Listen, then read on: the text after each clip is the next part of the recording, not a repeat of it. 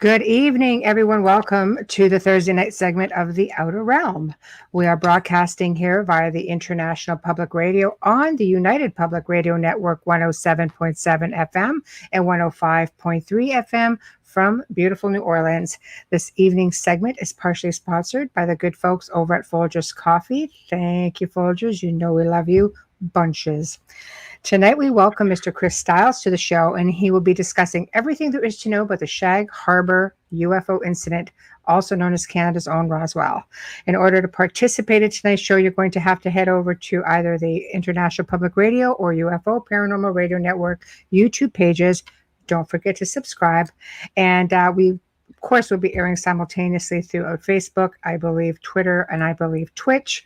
And so I think there's 8 different places there that you can check us out. However, if you wish to have a direct response, of course, UFO Paranormal YouTube is the best place. Otherwise, we will do our best to make mention of what's going on in the chat room here, because we see everything from all the different formats. So settle yourselves in, and we will get ready to bring Mr. Chris Stiles on. Yeah, woohoo. So, Bubba, you want to do a proper intro? Yes, I just need 1 second because right. Yeah, sorry. I'm just sharing the rest here. Because it's the groundskeeper's fault, I'm told, and that's We're what going with that. We're going to stick to that. Yeah, that's the way. I'm going to go in and accept this link. Yeah. Yes, please. I don't have him. Live link to watch. Okay. Yeah, I'm getting there for the next one. There, your name had to come up. Okay. Sorry. I'm 1 step ahead of you here, I think. Yes, it's okay. Now it's coming now. There it is. Okay. I have been watching this gentleman all day today. Just so impressed by his story and his tenacity with this. Chris Stiles is an independent Canadian UFO researcher who is best known for his work on the Shag Harbour Incident and other classic UFO cases that have occurred in Atlantic Canada. He has appeared in several feature UFO documentaries and numerous segmented shows. Produced in both the USA and Canada, Chris has presented at various international UFO symposia and is the co-author of 2 UFO books, Dark Object with Don Ledger and Impact to Contact with Graham Sims. Stiles holds a blended view of the UFO phenomena that he believes features a nuts and bolts reality, intertwined with a powerful psychological psychic component, which includes the possibility of reality transformation via controlled witness perception. Wow. I find him very interesting.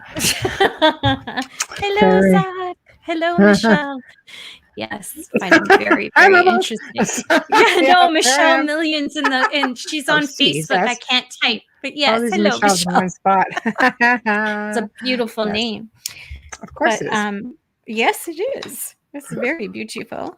Well, I know that Joe and I talked about Shag Harbour on the Gray Zone Uncensored probably a couple weeks ago, so I had to really research it, and it was like fascinating. Yeah. To say the least.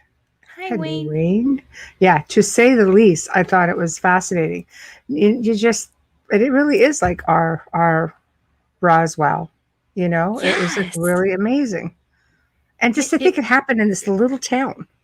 So small, but isn't that always the case, right? It's small population where this happens, but I'm intrigued by the amount of witnesses and variety of witnesses that saw this, as well as what you don't find, and we'll let him tell that story. But I was watching him all day on anything I could find him on today, all over online, and I'm really looking forward to talking with him. Well, apparently he is here in the green room. Yay. So we will wait for Joe to bring him on in. Thank you, Joe. Hi, Chris. Hello, ladies. How are you? Hi. It's great to be here. We've waited a long time for this. I've been watching you all day on TV.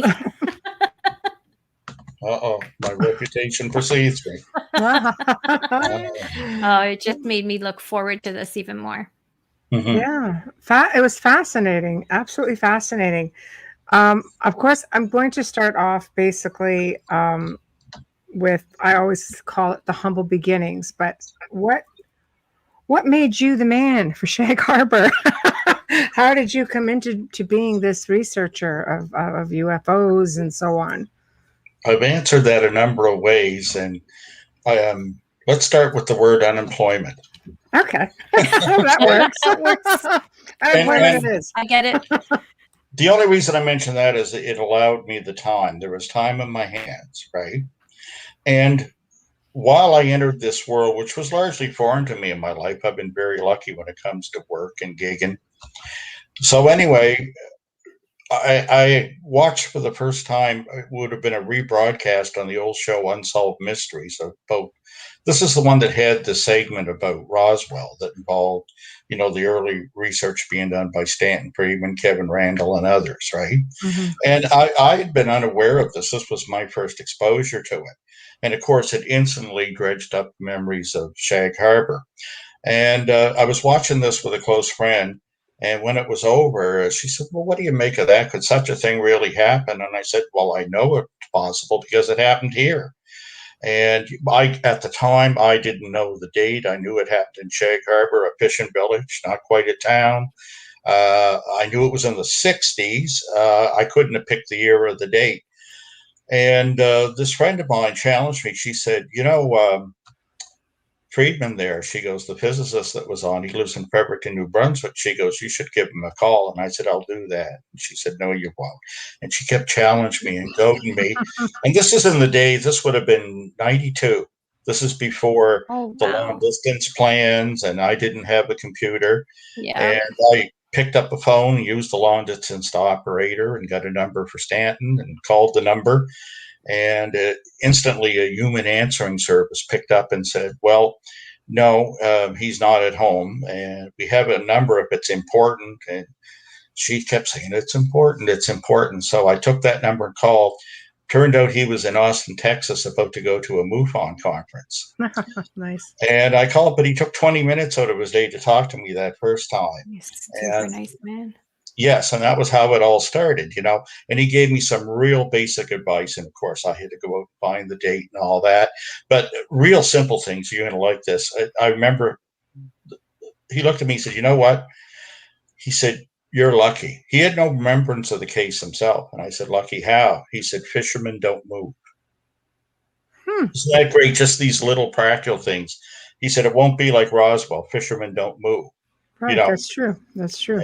And, next thing you know, I was out of the blocks, and that was how it all began. I took his advice. He sent me an application for the Fund for UFO Research. One thing led to another. And next thing you know, I was knee deep in the hoopla. Aha, the hoopla, indeed. Yeah. Well, that was 92. And, by early 94, I was on national TV in Canada, and everybody was buzzing about it. And one thing led to another. It was just my persistence. I made lots of mistakes. I'd like to think I hope that I learned from them and went on. But the important thing was I just got out of the armchair and did the work. Learned from my mistakes and just continued on. I actually first heard of Shag Harbour because a friend of mine was in Nova Scotia, and I believe you did his show, which was Dave Benison from The Long Story Short. Here in Niagara. He would have been from Niagara Falls. He was spending, I guess, 2 or 3 weeks, and he went in and he says, oh my God, this is great. I'm going, what's it about? And I think, I'm freaking Canadian. How do I not know this? I know stuff from all over the world. How do I not know about Shag Harbour? So it's just like eye-opener for me. Yeah. So, I don't travel much anymore, but my experience has been, since this took off, that it tends to be better known outside the country than within Canada. My communication, when I check my mailbox, the old snail mail, or, requests I get for appearances or just questions or, document packages, they often come from Japan, Spain, whatever, Wow.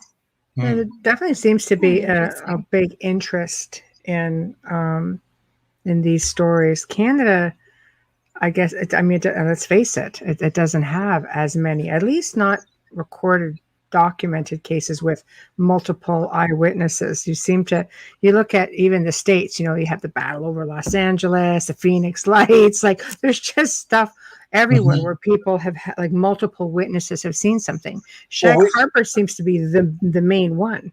well, no, we have other great cases here, but many of them are unknown. I just think that, here we don't see ourselves as exotic. People look, they see something, they often don't report it. They shrug, go home, make a sandwich, as they say. That was cool. Yeah. That was Yeah, really. I mean, our greatest weapon in this field isn't so much government suppression and cover-ups. It's apathy. It's apathy. Yeah, That's That's true. the biggie. That's that true. is so That's been true. my experience. But I mean, for example, when you talk about multiple witness cases, there's a great Montreal case, that takes place on the top of a hotel, with it eventually involves Metro Police, RCMP, the Oh, military in wow. 1990. Wow. And this played out over hours, and there's photos and that. It's been done on some U.S. shows, but it's received very little coverage in Canada. Yeah, I think I may have heard something along something Montreal. Nobody seems to really push it here. So if Yeah. you don't catch it in the States, if you don't catch it on television or to go look for it, you won't do it. You should write a book about all Well, yeah. these places. Well, maybe that'll be the next one. I've written a couple of books, and maybe that's the next one. Is these cases?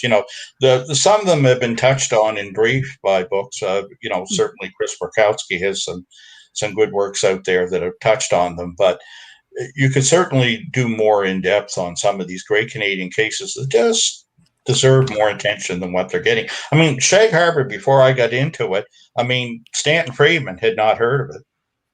Wow. Like think about that, Yeah. in 92, and then 2 years later, magazines like Maclean's is referring to it as Canada's most important case. It was that quick, and it had slipped into the dustbin of history. And it often makes me wonder what else has been just lost. I agree. I can imagine how Mm. much has been lost. I do a lot of research, and I have found some really interesting, potentially, UFO connections. But it's a whole other show. But it is really fascinating because it's stuff that sometimes this is so far north and just little communities, and you just think, oh wow, I didn't even know this little community existed. It's sad, really. It's just we're rich with that sort of history. Getting back to Shag Harbour, why don't you walk us through it and let us know what happened on the night of the event and so on, and we can move from there. All right. In brief here, we'll take us back in time to the night of October the 4th, 1967. It's 11:20 p.m. It's a moonless night. The moon is already set. And at this, Shag Harbour is less than a town. It's a tiny fishing village. Lobster is the main thing there. On this dark night, we had perfect visibility. You could see 6th magnitude stars without binoculars, perfectly clear sky. And about 11:20 p.m., people that were out driving around that hadn't gone to bed like most of the fishermen would have done, if you were out and you looked up, what people first noticed was the set of 4 flashing lights approached from an easterly direction. And these lights had an unusual pattern that was nothing like commercial air traffic. They would go in sequence 1, 2, 3, 4, and then flash again. Very unusual pattern. Most of the witnesses estimated the array to be at least 60 feet across, but some estimates now were double that. Anyway, this formation of lights was seen to hover over the waters of Shag Harbour for several minutes. Then they tilted to a 45-degree angle and descended rapidly to the water surface. Right away, several people contacted the nearby RCMP in Barrington Passage. No one reported a UFO. One of the unique things about this case. People were greatly concerned, and their only concern was that perhaps a plane had crashed. They weren't trying to interpret what they saw. All the calls simply said that lights had gone in the water. We think a plane's gone down. You better get here. Yeah. Interesting side story to this. The first witness to call in was a young fellow that already had a reputation as a party animal. And when he called the RCMP, they asked him what he had been drinking. And he said nothing. And they said, yeah, okay, well, we'll check it out. He had several friends with him in the car. And when it had gone down to hit the water, they'd lost sight of it temporarily behind the tree line. And his friends were saying, like, Lori, are the horsemen coming? Are the Mounties coming here? And he said, I don't think they believe me. He was about to pull away. Now, there's no cell phones. And the payphone rings again. The RCMP call back and say, are you still there? Stay there. They'd received 6 other calls right away. Oh, Wow. When the RCMP get on the scene, the UFO is still on the water. They see it. 3 officers responded and came from 2 different directions. One was out on highway patrol on nearby Cape Sable Island, and he came across the causeway and he saw it go down. So he saw it both in the air and on the water surface. wow. Once it was on the water surface, it just appeared as a dome of pale yellow light. But there were witnesses that did see it enter the water. In fact, just recently, I tracked one down, the manned lighthouse at the time. The lightkeeper's wife was looking out the window knitting, and she actually saw it enter the water. And she's one of the few people that not just saw the lights, but as the lights entered the water and they reflected back upon it, the water washed over it as it was entering at an angle, she could see that it was a round saucer-shaped craft. Wow. Yeah, and it was only this year that I managed to find her and sit her down for a face-to-face interview. That's interesting, because she would have seen it from up top, I guess. You run up and you just catch it. That's really fascinating. Anyway, we'll end what happened that night real quickly. When the RCMP get there, they see it on the water. They commandeer 2 local fishing boats and attempt to intercept the object. But before they reach it, depending on who you ask, the description had either submerged or simply disappeared.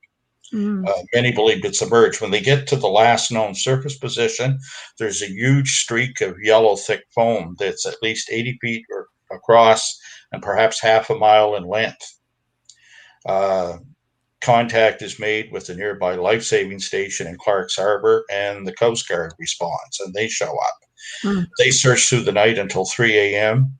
The search is called off until first light, and they go back in the morning, and that's the first night, and then the fun really begins. But because that wasn't exciting enough.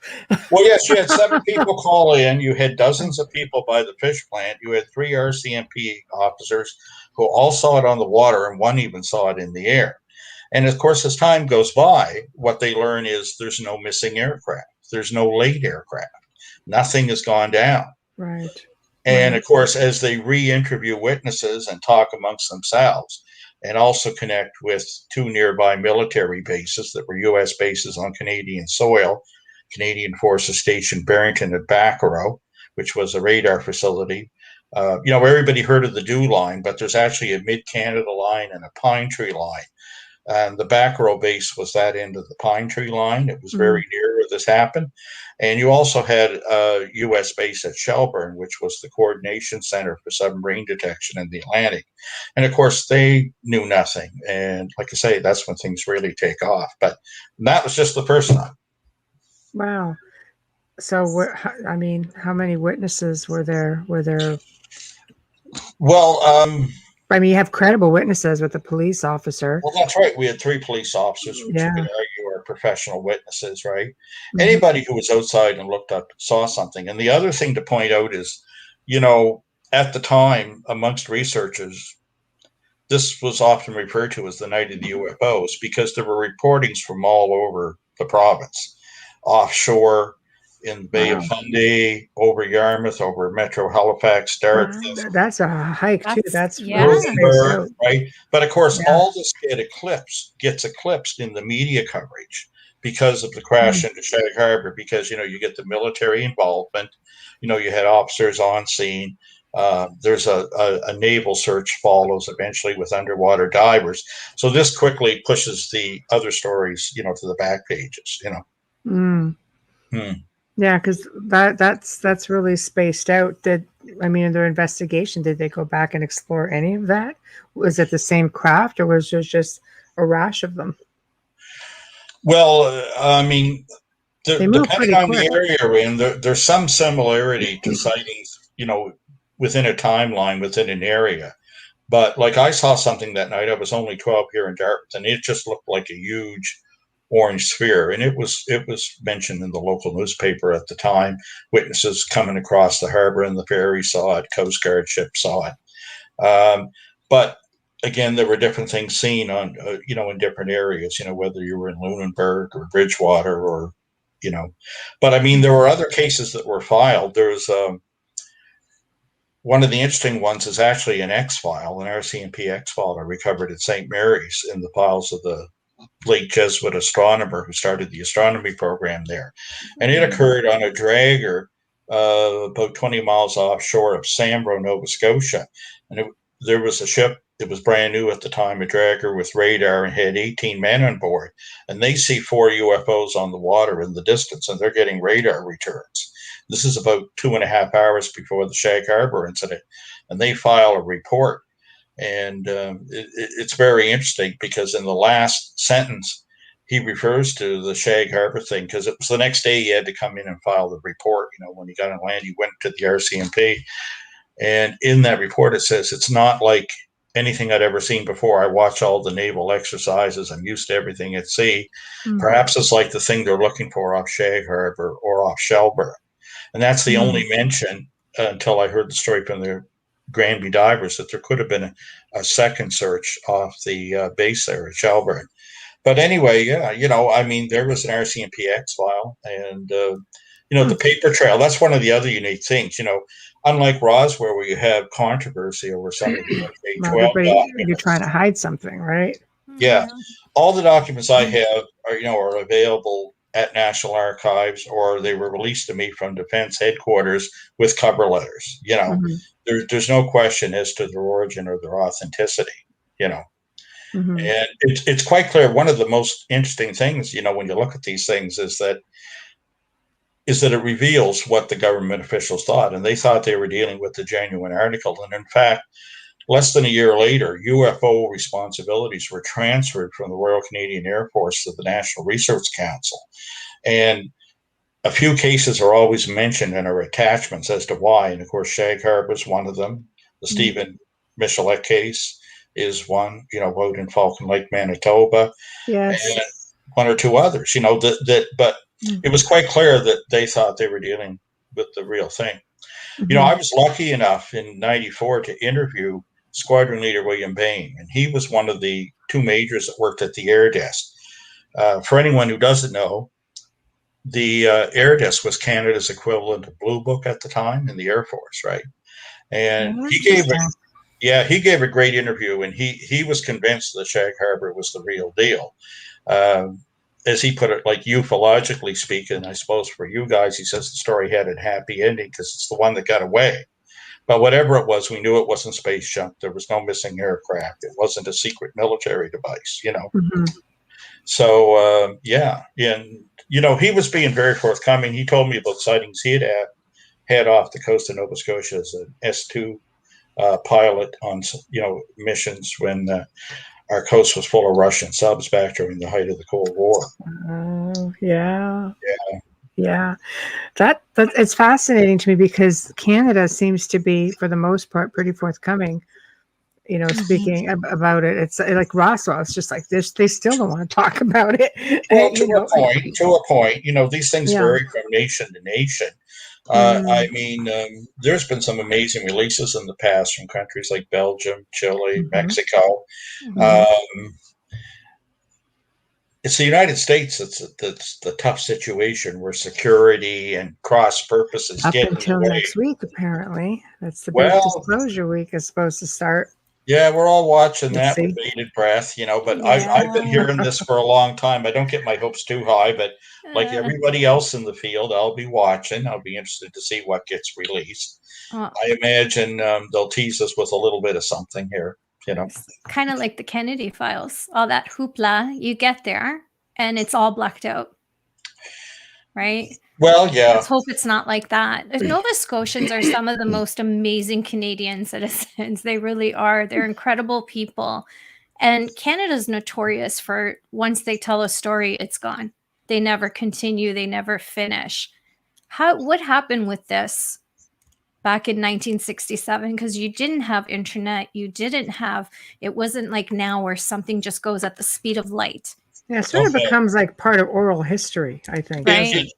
It did become known around the world in the day, and one of the initial ways that happened was that it became a headlight story in the Halifax Chronicle Herald, which was a broadsheet here, and had the reputation, and still does, I think, of being Canada's most conservative broadsheet.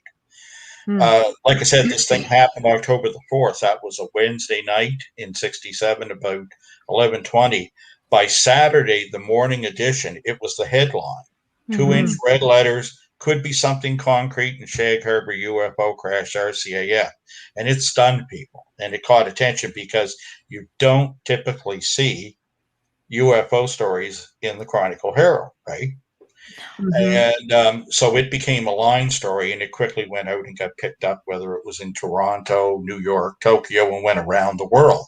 Yeah. So for a brief while, the little fishing village of Shag Harbour and the Canadian UFO story did grab the world's attention, right? And it certainly grabbed Ottawa's attention.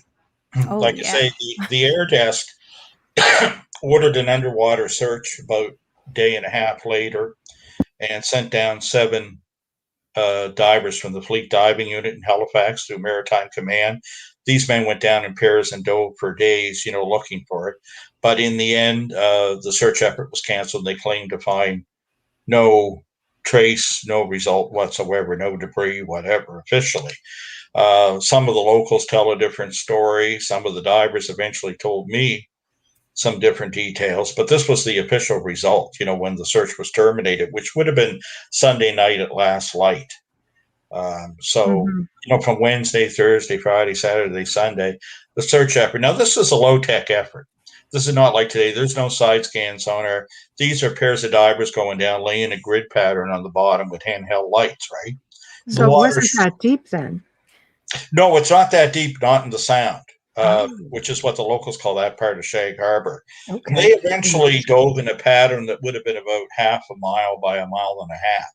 This thing, when it was on the surface, was seen moving toward open water in the ebbing tide. And like I say, it left that long streak. And they kept expanding the search area. I have all kinds of military telexes that were preserved in National Archives. Well, I guess nowadays Library and Archives Canada. And there's a file there called RG 77, Records Group 77, and we have many of the telexes preserved. And before the internet, that was one of the primary ways that orders. And we have the actual orders, and these things are great. You see these old things, and it helps once you learn what the military jargon means in it. But what's cool about these documents is that often you learn more from the margin notes, what somebody wrote in it when it was filed away and put on microfilm than, in the body of text, right? Like in the margin notes, you'll see somebody start writing, could this have been a meteor? Call Mr. Greenwood at NRC. And then it's all scratched out. And at the top, they put UFO, underlined it 3 times, and put an exclamation mark. Telex is its own language to begin with. I mean, I used to use one. You have to know what the symbols mean. So there has to be a lot of translating on that. I can't believe I used to use one and I just said that. And of course, the military loves their acronyms and the jargon. And there's another language. Yeah, and some are obvious, like CAN would be Canadian Maritime Command, but some of them are less obvious. DOPS, Director of Operations. But I've been sifting through these things for a long time. You get familiar with the jargon. And of course, being in Halifax, being a large port and military center, of course, I ask retired people and friends and people who did serve, what's this mean? And, you get accustomed to it. But like I say, usually what's more telling is not the body of text, but those margin notes that some staffer wrote while they were dealing with this or filing it away. Some of them are quite revealing. Trying to make sure they don't lose anything.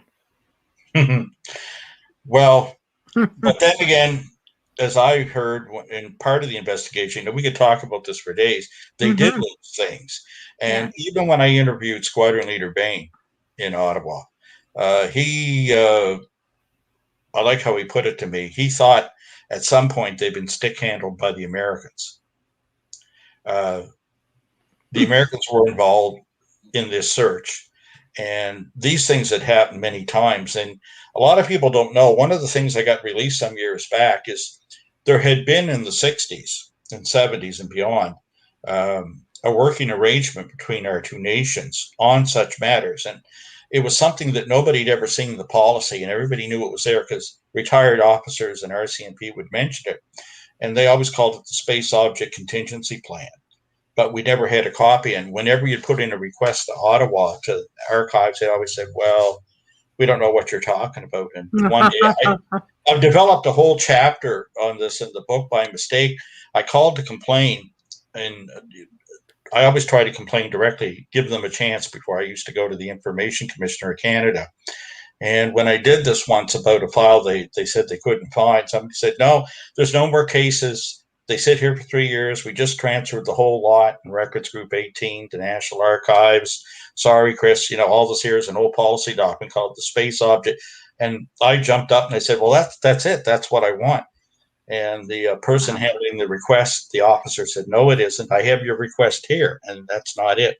And I said, no, that is it. Of course, I'm lying, right? But I'm saying that is what I wanted. I just didn't know what it was called. And she said, well, you'll have to put in a new request. I send one in. Next thing you know, the chief archivist calls me back the next day and says, I don't know what you're talking about, what this is. Oh, I said, well, the corporal read from it to me. Oh, she did she? And I created this thing. And the next thing he calls up and admits that they had it. And he said he could release it to me, but he said, we'll have to come to a working arrangement. He said, because I can't do this through the act. And that kind of got me. He said, because it would take too much time. I'm going to need permission from Ottawa, from every provincial capital, and from Washington, because it shows our working relationship on UFOs with foreign powers. Yeah, I'm hoping Joe, our producer, is going to be able to come on for a few minutes at the end of the show, because he's got a little bit of something. He was in the American Air Force and or the Navy, sorry. And he does have a little story to add to the Shag Harbour, but I want him to tell it. So we'll bring him on after to tell you. Yeah, because if you're not, it really goes hand in hand with what you're talking about right now and the step further that they went. Well, anyway, like they had this policy, but it wasn't always adhered to, right? And, I could get into, there's all these side cases and stories, when you get to meet the men, the guys who did these things. And by the way, they have their own jargon. They'd say, well, we put a couple guys out with UFO detectors in the field there. And I was going, whoa, UFO detectors. What's a UFO detector? What a UFO detector? Can I get one at Canadian Just Tire? wait. No, you don't. Yeah, I want one of those. A UFO detector was a rusty iron rod they'd poke down into the ooze, trying to see if they found something or had gone down in the mud or the seabed, right? Yes. Or swamps. Yeah. And if that wasn't long enough, you could screw two of them together and it would be 16 feet long. And that's what a UFO detector was. So you can get it at Canadian Tire. You can, yes. Yeah, this is not glamorous or high tech. No, that's what they're using on the island. They must have one in the swamp. Yeah. I see them doing that exactly. Take us to that fateful moment where the RCMP is standing on the shore looking at this. What happens next? Well, let me show you give you one comment about that. I did some episodes where, I don't know if you remember the old syndicated show Sightings that used to be on Fox. Yes. Paramount Television. I did 4 episodes of that back in the 90s. And one of the ones, of course, was about Shag Harbour. And we actually brought down one of the Mounties and he went on camera in Vancouver. Oh, wow. That's awesome. And talked about his memory of what he'd seen. But some of the details that didn't make the edit when I was talking to him were really fascinating. And one of the things I remember is that night, remember, you have to picture everything is dark. The moon's down. There's no street lights by Old Highway 3. They're looking out with his field glasses. And one of the things he noticed, and I thought this was really cool, there's a large buoy that's out in the water locally that's known as the Budget Buoy. And it stands about 8 feet of the water. And when this thing passed in front of the buoy, it completely blocked it from view. So he assumed it had 8 feet of relief above the water line. Wow. Details like that. You don't get them usually. That ends up on the editing room floor or something. But to me, these are the things. These are the hard details that make these stories real and give you the details. And then, of course, years later, you hear the Mounties, and then we found. My God, it was just in 2007, I think it was, that, a Pan Am flight flying over early in the night had a near collision coming in. Wow. And, we found the reports, and eventually the pilot and co-pilot, I'm sorry, the co-pilot, the pilot was dead, the captain, but the co-pilot and the flight engineer flew themselves up, and, I managed to interview them and get to know them personally. And, this thing, they had a near collision and they were panicky about this thing earlier that night. This is at 33,000 feet. And that's the great thing about Shag Harbour, with all the witnesses on the ground and the ones in the air and the RCMP, when you put the aggregate of the evidence together, it just eliminates so many things. I've had people say, well, some fishermen told me it wasn't anything. They're all crazy there. And somebody shot a flare. Well, a flare just looks like somebody's porch light coming on from 33,000 feet. Exactly. It's a lot different than when something drops in front of you, and you think it's probably all over, as this thing starts pacing you at 500 knots, Yeah, it was so detailed by everyone as well. There was 4 lights, there was lights following it. Like everybody had the same account. So it's really hard that's crazy to say it was a flare. Well, and like to say, when you consider the reaction, the fact that nobody reported a UFO, this is in so many ways breaks the mold. It's a very un-American story. Right. No, I think the fact that you have all of these people working together, you have the police, you have the military, and I mean, nothing's being really hidden. It's just all out there. They're getting the fishing boats, they're going out, they're having a look. Like the public is really being kept in a loop. Everybody's sort of watching what's going on. Whereas, you go to Roswell, it's just like, you didn't see anything. No. Okay. They show up at your door. You didn't see a thing. It was a weather balloon. Other problem there is the other problem here is you get 3 different places to say, no, this is the crash site. No, this is the crash site. Exactly. No, this is the crash site. Exactly. And here they thought it was a plane, so they're looking for survivors. Their minds were somewhere else. That's why they were so persistent and rushing over, looking to see if anybody had survived any of this. The term UFO was never applied by the witnesses. That was applied by the authoritarian agencies, which is very appropriate when you consider the fact that UFO is actually a military term. It was first used in 1952 by the United States Air Force. But in this case, nobody referred to it or reported it as that. And in fact, many of them were reluctant to believe that at all. They thought, well, maybe it's a secret military device. Maybe it's this. They had a lot of trouble grasping the concept and why that would be. One of the things when I present on a stage and you have a U.S. audience, I don't travel much anymore, but I did for a number of years do a lot of conferences down in the U.S. and sometimes they came up here for ones we had here in Nova Scotia. And one of the things I used to get across, I used to kind of wake them up from the start, is when I was setting the scene and describing what happened that night. I go, look, it's October the 4th, 1967. There is no Roswell. And they go, whoa, wait, Chris, that was 1947. Yes. And everybody had forgotten about it. Like until Friedman and the others started looking into this in the 80s, Roswell was forgotten.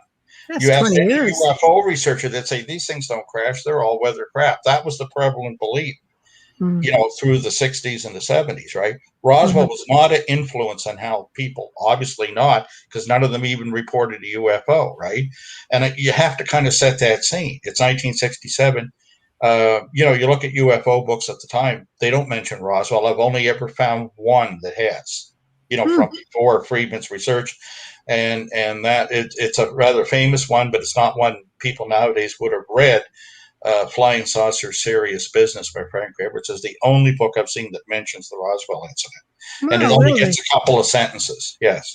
Oh, it's interesting. It had been forgotten, like Shag Harbour. Like Shag Harbour. But boy, did Roswell come back. There will be T-shirts, and there will be, and of course there is for Shag Harbour. There's a coin. There's a whatever, but there's still a sign. Yeah, There's a There's a sign out there. museum. There's a museum. there's a sign. Yeah, there's an interpretive center. Yeah. Yeah, I'm more comfortable with that than a museum. Yeah, they call it a museum. I was watching it on YouTube. I went, oh, okay. Yeah. Yeah. Used to be a general store. Yeah. Yes.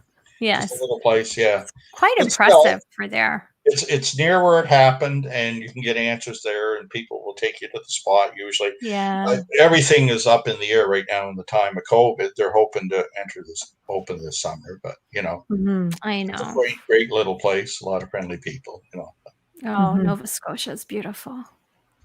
But I mean, it did hit like tabloids and everything. I mean, it it was was National out there. Enquirer even. Yeah.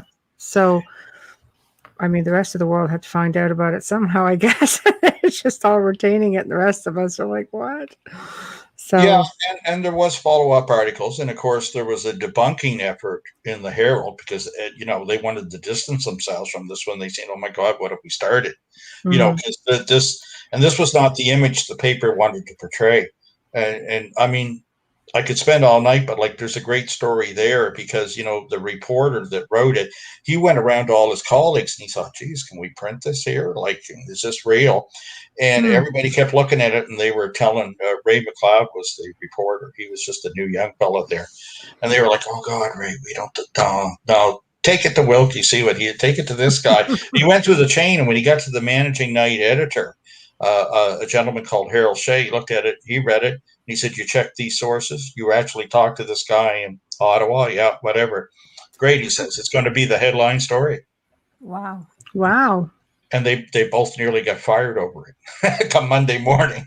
Oh my God. They got called into the office, and it was like a scene from Lou Grant.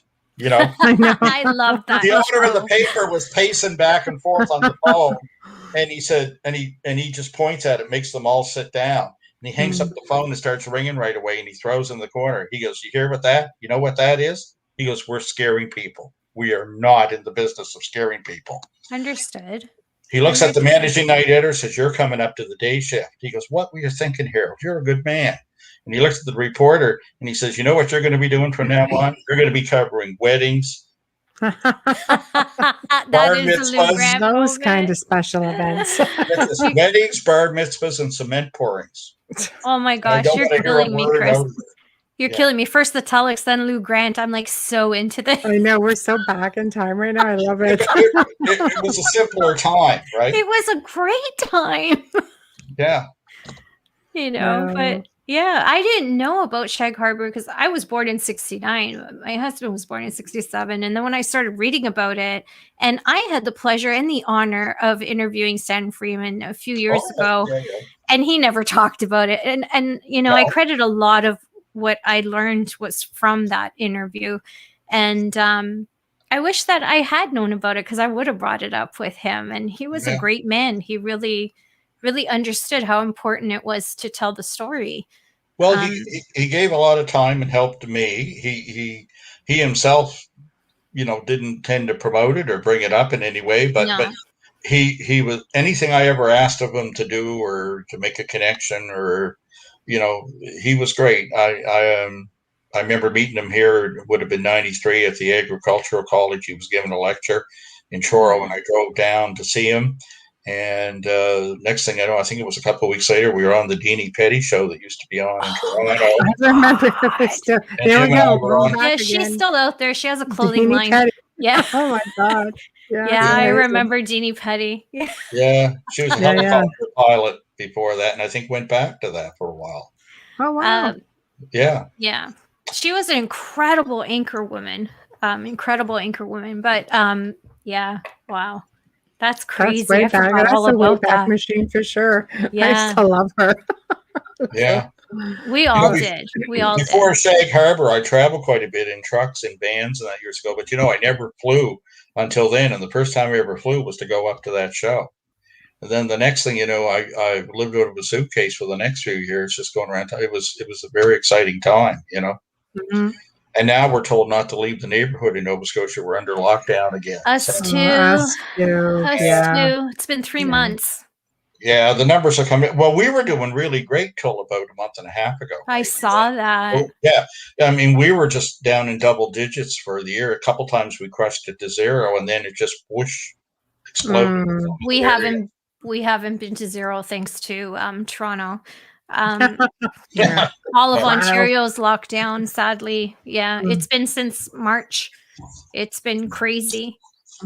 Just really crazy. But what are you going to do? You got to do what you got to do, right? We're going to come out of it. We're all going to come out. Absolutely. Absolutely. Now you mentioned we'll go back to Shag Harbour. There were 3 days of investigating. They did an extensive underwater search. They came up with nothing. Yeah. I mean, did they have their theories on where it went? Because I know out in that area, there's a lot of stories. Oh, this underwater base. There's a triangle out there. There's which would create like this big vortex. And, well, there's a lot of story, and eventually the divers Yes. told me what's become known as the Shelburne story. Okay. And I'm always clear when I'm doing a presentation that it remains a story. There's evidence that supports that something happened. It's ambiguous. There's no doubt that Shag Harbour happened and that something unconventional came down and entered the water there. And, for practical purposes, it's that old term. It's, like a flying saucer. So it wasn't anything. I mean, if we had something that was both aerodynamic and hydrodynamic back then, it would have been so great to use in Vietnam. Think about it over there. But we don't have anything like that now, and we didn't have anything like that then. The Shelburne story, what that's about is the idea that once the UFO gets away out of Shag Harbour and in that shallow bottom, if something substantial had been there or some artifact or the object itself, it would have been quickly found. So you have to wonder, first of all, what's that size? Even if you want to argue it wasn't a UFO, entered the water, and how did it get away underwater? And everybody's seen it enter, right? Yeah. So, but what the divers claimed is that it got away under the water and came to rest on the seabed about 20 miles away up near the Shelburne base, out off a place called Government Point, halfway between there and McNutt's Island. And that it sat there for a week, and when divers went out there and went down to take a look, and this part was never public at the time. This is the black box part of the case if you accept the Shelburne story. And I always careful. I still call it the story. This is the part still lacking the hard evidence. And God, I've certainly looked for it. I went through all the ship's logs and the Canadian Navy, tried to find corroborating witnesses, lighthouse records, etc., that would back this up. And it remains a story. Shag Harbour definitely happened. Crash of a mysterious object in the water. Shelburne, I don't know. But if you accept it, what they said is that 2 UFOs were there and one was giving assistance to the other. And the divers, once they saw that was happening and there was actually beings in the water, that it became just a mission of observation. When they first went to the area, they had, the idea that something was down there and that it might have been the object because they'd been tracking it with sonar buoys that were being dropped from S2s and Argus out of Greenwood. But when they got there and saw that, they were told just to observe, and they sat there for a week, and they claimed that after 2 weeks, these 2 objects moved underwater down into the Gulf of Maine, broke the surface, and flew away. And in fact, of course, 1 week later to the hour after Shag Harbour, you have sightings all reported, seeing just that, 2 sets of lights again come up out of the water and fly away at night out into the Gulf of Maine. Joe actually confirmed that story. Our producer. Yeah, and that one too was also in the National Enquirer and many newspapers, right? That's become known as the Cameron sighting, which was the family that reported. 4 members of the family stood out and watched that for some time, right? Wow. And that was like, say, 1 week later to the hour. And one of the teasers I know when the divers first told me about the Shelburne story was they said we sat over this thing for a week, and when I saw that and looked at the time frame and it was 1 week to the hour, you're like, and they didn't know I was coming to knock on their doors or find them. Like,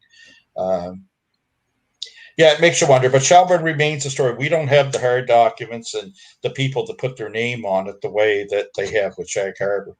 Shag Harbour, it's like rock and roll. It's too late. You can't make it go away. Like, I used to laugh. I remember Jerry Garcia, I saw him interviewed once, and he says, "Yeah, the FBI can't do nothing, but the CIA can't. Rock and roll's happened. It's too late. They couldn't hide it away.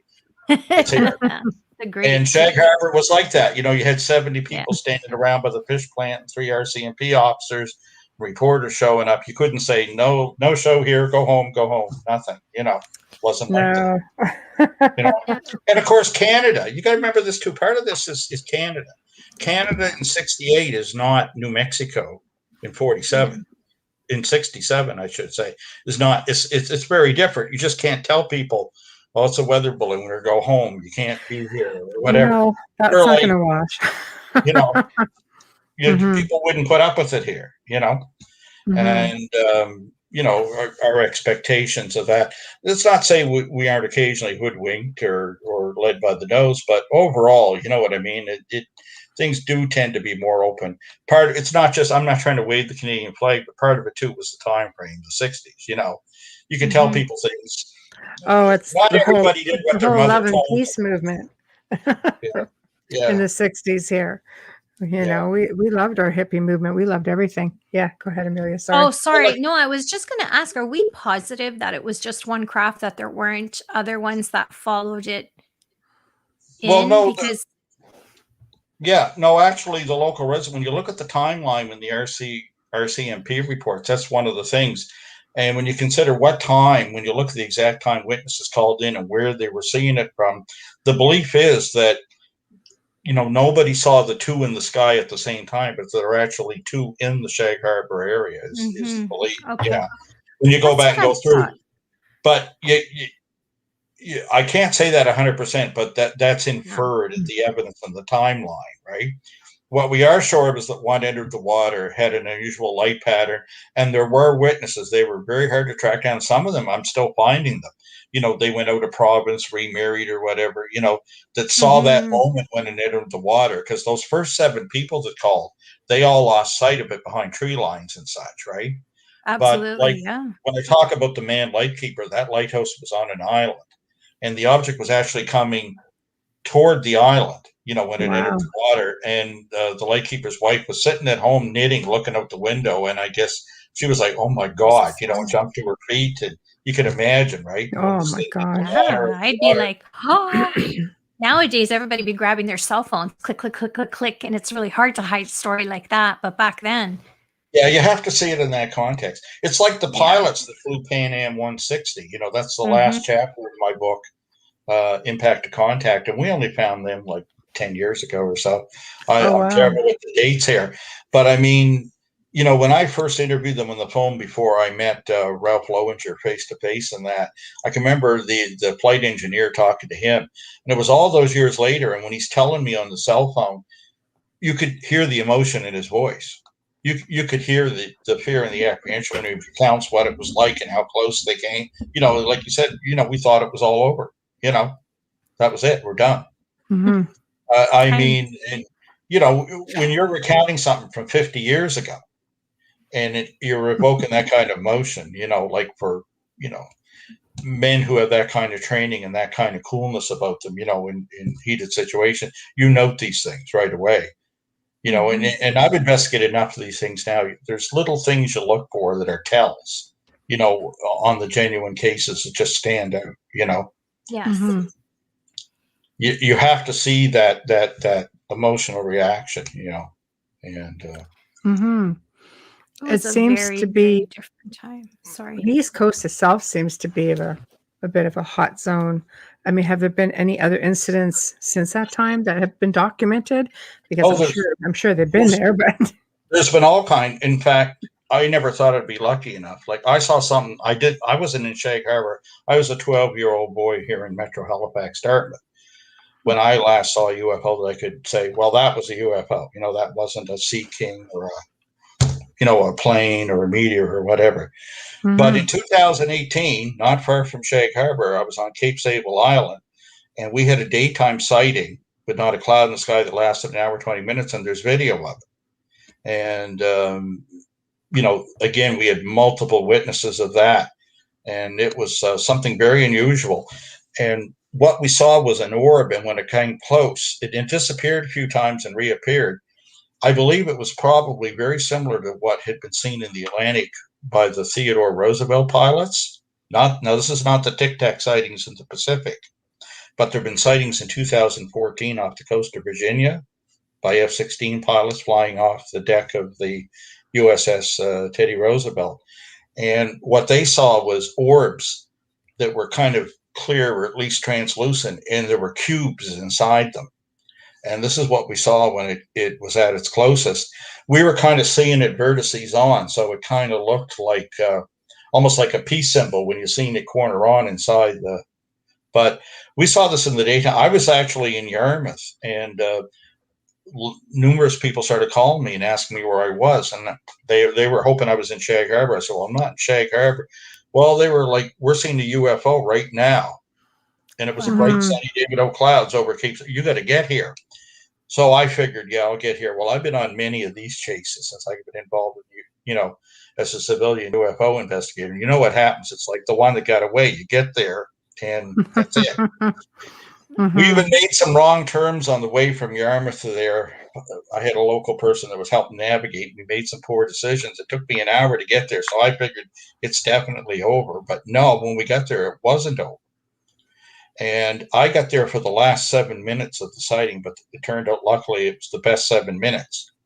Because when I first got there, this thing had moved out to sea, and it was just a dot, a bright, shiny dot in the distance. Now, this was on a bright, sunny day. But then it started coming in our direction, and twice it disappeared. And the last time it reappeared, you could see it was like I had a pair of 8-power binoculars with me, a good set of Steiners, and I got them right on it. And it was like the apparent size of the full moon. It was probably a few thousand feet up, and whatever it was clear. And you could see this cube inside it. It had this black ring around it. And when it reappeared, it started as a black dot that grew, and then poof, it became this thing. And it was just awesome, and everybody on the beach was looking up at it. And there's some video shot. Unfortunately, the video that was shot was before it was really close, and eventually the batteries go dead because the guy thought, well, when you see it, you got to shoot it, and you take what you can. But yeah, the total sighting lasted an hour, 20 minutes. There was at least 60 witnesses that we recorded. This is in the daytime. So 52 years later, I finally got to see a second one that you looked at it and you knew, again, that's not a Sea King, and it's not a light plane or whatever. And it was just awesome. Or a windsock. They'll tell you anything. Yeah. Look, we went down by the water's edge, and we were so entranced looking up at it at the end. A little rogue wave come in, and we all got wet feet. We're all like just angled up and focused on this. It was really something. It was September 15th, 2018. So that's a long answer to your question, but is it still happening? Yes. How do we know? I actually saw that one. And Cape Sable Island is about 5 miles as the crow flies from Shag Harbour. Wow. Now, some people get confused when they're in other parts of Canada. I'm not talking about Sable Island out in the Atlantic. That's, a couple hundred miles off the coast. Right. But Cape Sable, there's a causeway that goes over to it. And like I say, you're talking 5-6 miles from Shag Harbour. And so are things still happening there? Yeah. And I know because I saw them ourselves, and we have the video of it, in fact, there's a TV show that we recently did. There's a new series coming out, and I'm not even sure what the working title is, but I think they're going to use that clip in it too. So hopefully, it's exciting. Yeah. I'm not the copyright holder. I wasn't shooting the video, but I got there at the end and caught, like I say, the last 7 minutes of the sighting. And I'll tell you, it charged my battery. It's been a long time since I saw something, because people see things, and I'd be the first to tell you, and most of them are misidentification. People are great observers, but they're bad interpreters. They tend to over-interpret. But what we saw that day in the day was definitely something otherworldly. I don't know if it was extraterrestrial or extra-dimensional or something. Some of what we seen almost led me to believe it was a living thing itself. Oh, really? Yeah, and there's a lot of theories with that. The kind of cat and mouse behavior, and like one of the witnesses said to me that was standing there, they were all kind of in shock, and one looked at me and he said, "Man, it doesn't even care." And the more I watched the behavior and how it came and went, I thought of that, years ago in the 70s, the 80s, and even in the late 60s, there were some researchers that considered that some of the orb sightings were, in fact, living creatures themselves we were seeing. That, get this, may or may not be extraterrestrial. They May may or be may not. no, that's right. They could be extra dimensional, but some people think they represent, Ah, get this is a concept I haven't heard in a long time, that there could be a shadow biosphere here on the Earth. Mm, super cool. Yeah. And that these things, under certain conditions, only become apparent. And one of the researchers back in the day, a New Zealander called Trevor Constable, used to try to film them when you couldn't see them with ultraviolet film, and he had some varying degrees of success. Now, this is a theory with his passing that kind of fell by the wayside. But when I've looked at the pictures he's taken, when I look at what I saw that day and the behavior, like I said, that's another possibility.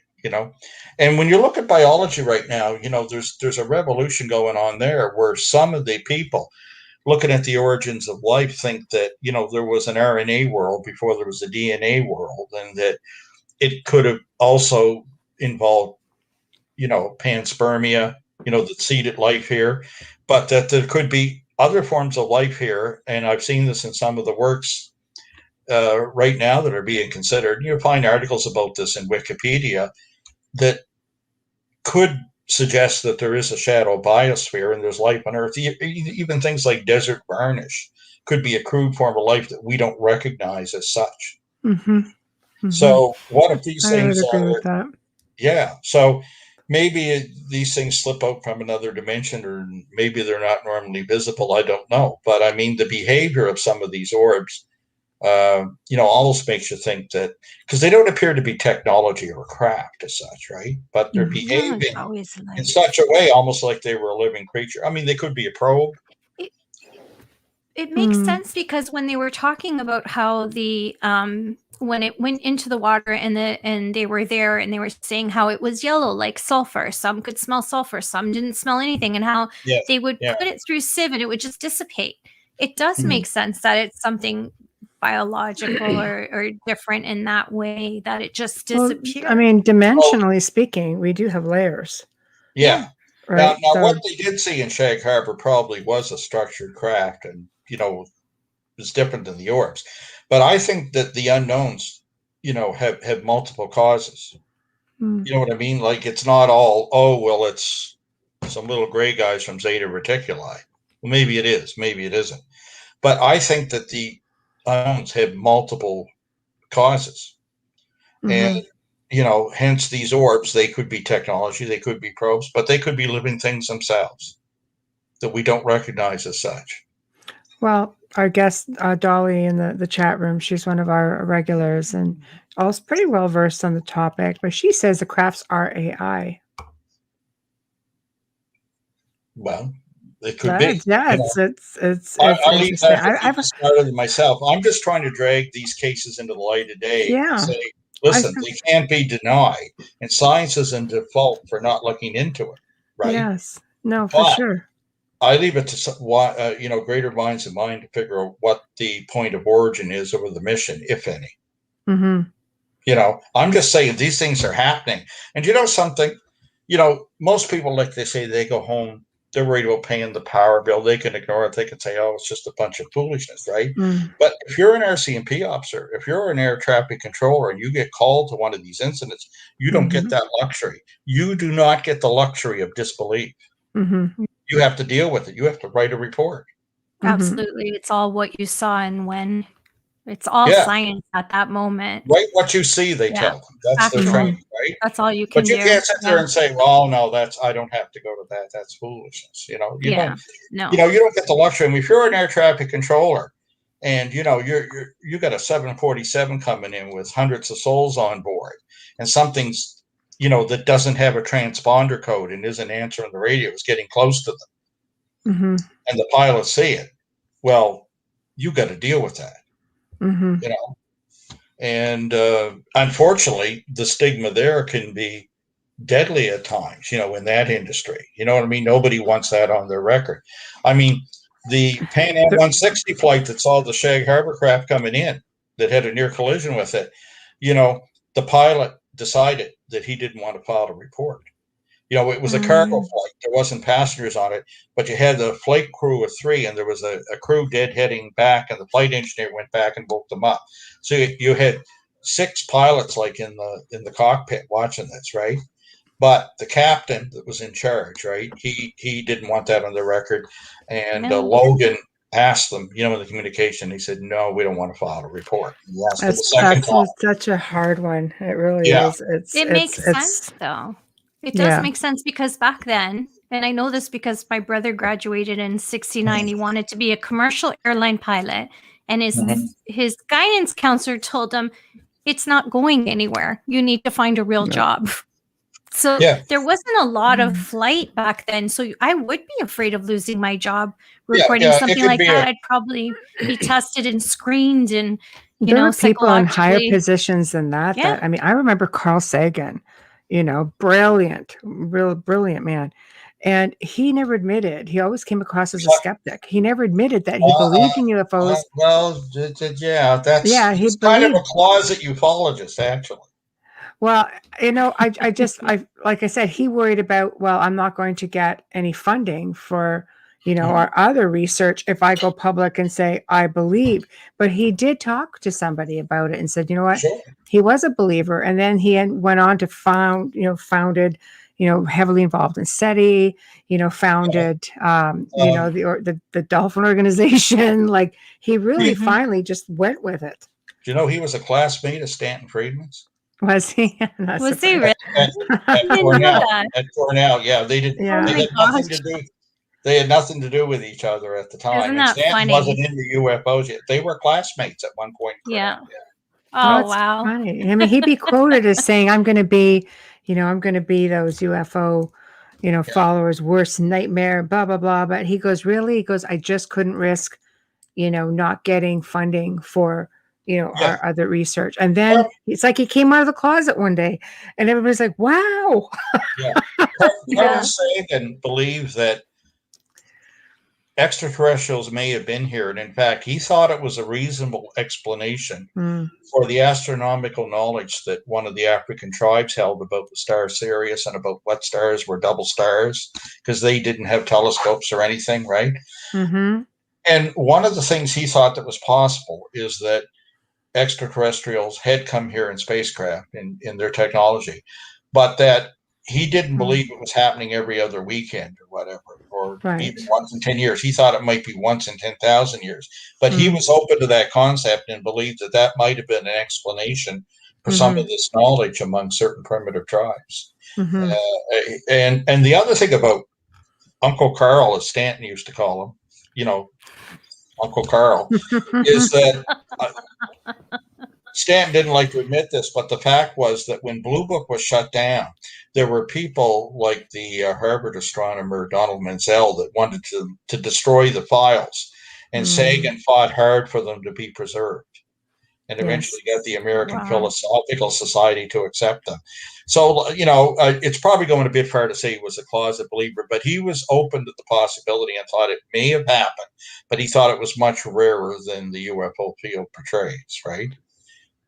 Well, he took it another level when they opened up, started working with dolphins, because they believed that dolphins could be the key to communicating with, extraterrestrials, just because of the fact that, I mean, they were smarter than most people. They would pass IQ tests more than and beat out like human beings. But there's a lot of belief that they would be the ones to be able to teach the language of extraterrestrials to humanity. And it made me go back and think about Star Trek 4, where they came in and there was a ship coming in to destroy the planet, and they were looking for humpback whales to communicate with.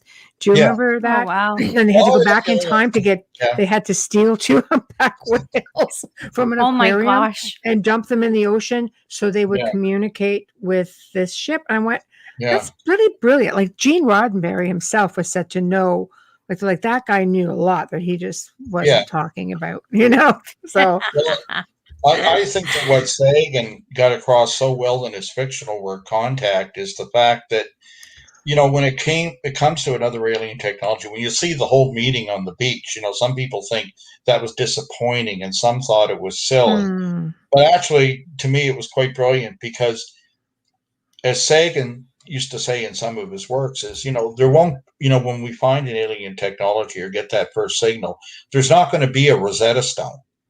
Right. We're not going to suddenly find a key that's going to open up communication to us. It's going to be much more difficult and challenging than that.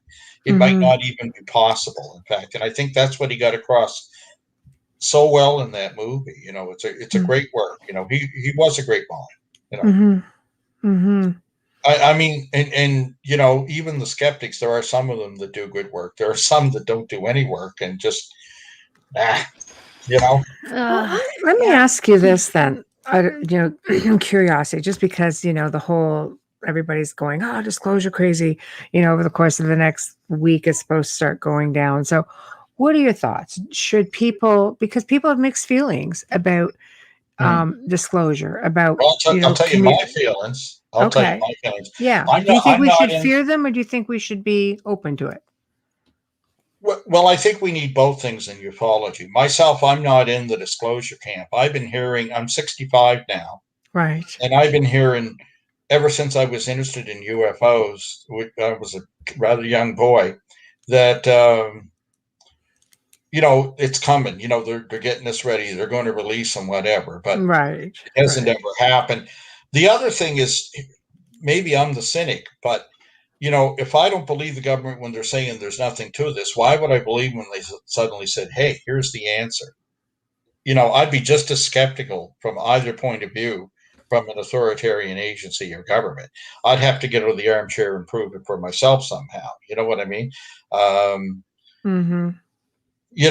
And that's the trouble with science, and it's certainly the thing with politics. It's not like Buddhism where things are always the same and never change. In the world of science, and certainly in the world of politics, in the world of science, the truth changes all the time, right? Just like in medicine and in politics, it can change every 4 years, And if they suddenly said, okay, we know there are aliens, we're not sure what they're up to, we have a sort of deal with them and all this, I'm not sure I believe that any more than they don't know anything about it right now, So I'm going to view it all very skeptically. But something? I have a lot of friends in the field that are well into the disclosure camp. And you know what I tell them? I hope they rub my nose in it. I'm the sort of guy that wants to knock on doors and get out and find the evidence for himself. I don't care who gets the answer, whether it's SETI, whether it's me, whether it's the hard-nosed nuts and bolts guys, whoever gets it. But if they get it and the government fesses up, and the paper trail is good and it makes sense, honesty, I keep telling them all the time, look, you guys, I hope you make it. I'd be a happy man if you did it, But I won't hold my breath. But like everybody else, I'm going to watch what release, and I'll probably be able to respond to it. I suspect they'll give us something. Oh, they're going to give tidbits. I still believe you'll get more. You get better stuff from people, everyday people with camera phones who see it and have no reason to hide it. But on the other end of that, a picture's no longer worth 1,000 words. You're right. You're correct. Not in digital. No, not in digital anymore. No, that's right. You can do anything with your desktop, right? Correct. And it's sad that it's come to that, really. No, but I've been watching with everybody else, and right. The government does know more than what they're saying, and we need to know that. We're not joking. We deserve to know, and it's our tax dollars at work, right? So they owe us something, the way I look at it. But I'm going to be looking at that just as fine and just as skeptically as I do every time I find a document or hear somebody's story, right? I mean, there's a difference. I try to keep an open mind to all of it. And the thing is, but you don't want to open that door so far that your brain falls out on the ground either, No. Stay logical. I want to find the kind of evidence that satisfies me, but also would convert any skeptic. That's what we need. That's what we don't have. I've often said I want the door off the thing so I can walk up and drop it on the stage and it makes a big noise when it hits. Okay, so you need the ship to pretty much just land on the front lawn, allow you to videotape it, Invite a few friends over so you have witnesses. I want an artifact. The I want a whole piece of gambit. it. Yeah, I I'm gonna feel say you that must have that's something aboard you don't need on the Yeah, return yeah. trip. Just throw me a Something. morsel, anything, tidbit. Give the me something entire I can't get. paranormal. Sorry, Right. go ahead, Chris. Sorry. No. You go ahead. Go ahead. No, thank you. I just think the whole paranormal field requires that. It just seems to be at that point, Ufology also. Yeah. Yeah. Oh yeah, No, yeah. all of it, like ufology, paranormal, all of it. It just needs to be right in your face. It's ridiculous. Mhm. They'll say, I can't believe in something I don't see. I'm like, but you believe in God. You can't see him. Yeah, even the But Bible was full of anyways, UFO sightings. I think you need to do a absolutely. station ID before we go I on to the next do question. right now. Okay. If you're just On tuning it. in, you're listening to The Outer Realm with Michelle Desrochers and myself, Amelia Pisano, and our amazing guest Chris Stiles is here with us tonight. If you're in the beautiful New Orleans, you're listening to us on 107.7 FM and 105.3 FM radio. And we are International Public Radio, and we are United Public Radio, partially sponsored tonight by our amazing sponsors, Folgers Coffee. Thank you so much, Folgers. Thank you, Folgers. It's a Yay. mouthful. I know it's a lot to say, but woo! Look at that! There's You brownie go, Chris. points for the best. Great pencil case. I Yeah, love that. right? I love their containers. It's a great piggy bank too. Oh yeah. Just saying, it's mad money. So, I mean, you had an amazing experience. I've seen UFOs. I grew up, northern Ontario, and my grandfather was very comfortable with it, and my parents also, and we'd see them, and the next day you'd see the military swarming around looking for something. It's just like, all right, so that was a thing. Michelle, the Sorb sighting that we had in 2018. Yes, the exact same thing, and there were photos from that taken. Happened very near North Bay in a place called Mattawa. I know Mattawa. I'm from Sudbury. 50 weeks before my sighting, the Right. exact same thing, and there were pictures there. It was taken over Mattawa. Wow. Yeah. Wow. Well, Since that's you mentioned interesting. Ontario, yes. Yeah, that's interesting, isn't it? Yeah. Hmm. And both those cases are MUFON cases that are on file that have numbers, and Mhm. Wow. Mhm. have had investigations. Yes. Yeah, it's interesting. I grew up seeing them. To me, it was just natural, to look to the stars and see something. Back then, they didn't have all these satellites. The space station was like not a thing. It was just like if you saw the Big Dipper, it's like, wow, Yeah. that was as good as it got. Yeah. I was always connecting dots at school. Well, for example, when Shag Harbour happened in '67, there were Right. only 600 things in orbit then. Wow. We now probably have, well- 60,000 or something now. Yeah. Or more, yeah. Yeah. It's And crazy another how many interesting thing satellites. is October the 4th, '67 was exactly 10 years to the day after the launch of Sputnik, the first man-made object in orbit. Oh, The I did Russian- not know That that. was October the 4th, '57. So Wow. 10 years later to the day. 10 years later Wow. to the day. Just to give you some timeline there. No, that's Very cool. fascinating. No, that's Yeah. fascinating. I think, people in the cities often get gypped because growing up again up north, we have a crisp, clear sky at night. Even when I visit now, I look up and I realize there's no light, there's no canopy. It's just black and just the stars. You Yeah. see everything. You come down, you live down southern Ontario. It's just you have just reflections from the light everywhere, city after smog. city after city. Where we are now, in Niagara is just, it's actually pretty good because you do have a lot of areas that it is just really dark and you see them pretty regularly. And all of a sudden you just see something shoot up straight Mm. and then you see it just gone. And it's like, that was a thing.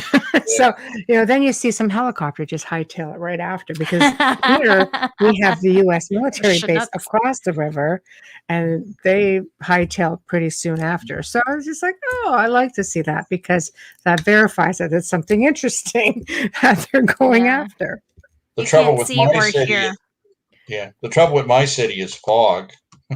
Oh, would be. Well, Toronto and, as and well. drizzle, fog and drizzle most times. Yeah. Wow. Toronto, you wow. can't hear or see anything.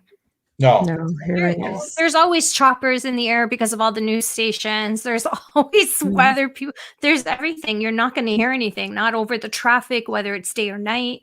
You know, it doesn't matter. Even the lockdown hasn't even affected it. It's just crazy. But yeah, I would have loved to have lived up north rather than grow up in the city, because it's just so much more of an experience. You have more stars too. Like everything's just so much more beautiful. We have the Northern Lights, which were pretty awesome. You know, I mean, across the entire sky, not just one little corner, which is you know, meteor showers. You got to really enjoy it. And again, seeing UFOs. You know, you're out at my grandparents owned an island out on Lake Wanapitei, which was like, you know, huge, but was way out there. And you just sit out there and you just see things just fly across the sky, just going across way up, you know, and you don't really give it another thought. You just get used to seeing things like that and late at night, and that's that. Now down here, it's just like, you know, you'd think you'd see more of them, but I completely agree. You know, Chris, you've got 60,000 satellites up there. What is real? You look at a photograph, you know, unless you're right there with the person who takes it on the spot. But if you've got Chinooks flying over your house, that's pretty. It's true. That's pretty damning evidence. A picture's no longer worth 1,000 words. You need other corroborating evidence. You know, like I mean, I'm not saying it's valueless, but you know, without other witnesses, a time frame, radar, whatever, you know, you need something else, you know. Proper documentation. Just too much. There's too much fake out there right now. Yeah, it's just so easily manipulated, you know. I think the strangest things are these things you'll see on YouTube where you have, you know, some giant animal that they're claiming is real, just the most ridiculous scale of something swallowing a ship or something. Oh my. Yeah. There's enough wonder and there's enough great and mysterious stuff in the world. You don't need to fabricate anything, you know. I think maybe it's just that people crave wanting to see something so desperately. You know, that's like, okay, we're just going to put it out there. I don't know. I've been fortunate. I've seen some pretty amazing things, you know, in my travels. I've traveled the world, you know, and I've been to many parts of the world, and I've seen really interesting things, you know, and yes, you want to share it with everybody, but honestly, I think experiences aren't meant for everybody. Sometimes it's meant for you. Well, sometimes there are some people I think that can't see UFOs. There's the other extreme too. I think that's where they look at it and their mind doesn't allow them to accept what they're seeing, right? I have to agree with you. Sometimes you see something very unusual and you do learn the nature. I mean, one of the things I'm quite proud of is that, you know, in my work on Shag Harbour and other cases down east here, I've solved a number of old cases, you know, definitively solved them. And the people are usually quite willing to accept the answer, the pilots or whatever. Sometimes years later, you'll piece it together. And it's satisfying in a different way. It's a little bittersweet. You know, you know, a good one gets away, but, you know, I want them to be real. You know, I don't want to be fooling myself here or anything, you know. And also on the other side, who knows how many times you've looked at something that's real and just assumed it's fake because of the CGI quality nowadays. You could be flipping through many real shots and not even know it. But good observations, like you know, it's hard to resist interpreting that. I'll give you a funny example of something that happened to me in my life. Nothing to do with UFOs, but I didn't know what I was looking at. There was a winter day. Oh, this was in the 70s, earlier 70s. Forget the exact date. And I was coming in. I was driving on a coastal road here, coming in from Lawrencetown toward Dartmouth, and it was almost dark out. I looked out to sea. I was up on a hill by something, a great landmark near Lawrencetown Beach called McDonald House. And I looked out to sea and something wasn't making sense. And I pulled the car out and it looked at me like there was two horizons. You know, you could see the horizon you always see with the ocean, right? And then above it, there was just an equally distinct line. And I knew that, you know, in the cold and in these conditions and low light, you know, it wouldn't be like a mirage or, you know, a temperature inversion or anything. And I kept looking, you could clearly see it. It was like there was two horizons. And I thought, what is that? And I couldn't make any sense. And I kept thinking, you know, drove home, went to bed. Well, when I got up in the next morning, I found the answer. I was living in downtown Dartmouth, right by the waterfront, and I got up and I opened the curtains and looked out the window, and the harbor. Halifax is our northernmost ice-free port. There's never ice in the harbor, right? And I Mhm. looked out, and all I could see was ice, pack ice in the harbor. And nobody, Wow. none of the old timers here, it had never come in. But the Yeah, so winds that were doesn't on that happen. year, and the ferry didn't run. I mean, the ferry ran through the Halifax explosion 100 years ago. I But know. Wow. you Mm. couldn't move. You could walk across the harbor, and we'd never seen it here. And Mhm. 3 or 4 Wow. days later, the wind. So what I was seeing was the pack ice coming in out to sea, but at the time it looked almost otherworldly. This second horizon. And I Mhm. thought, what am I looking at? Well, that was the edge of the pack ice advancing toward us. At How sunset, I cool. was saying. I But think at the time, it would have made no sense. But once I opened the window, I'm like, that's what it is.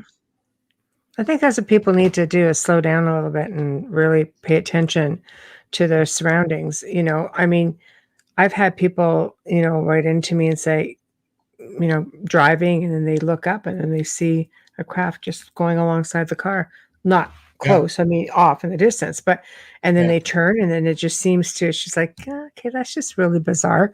I mean, I don't know. yeah. I think sometimes you get so busy with air traffic, would you even notice? I mean, if you live Well, out near Toronto, you sure in heck wouldn't notice. No, not with the airport. No. You have yeah, four or five airports right there. yeah. No. Mm-mm. Again, the misinterpretation thing. I've seen people spot the ISS going over.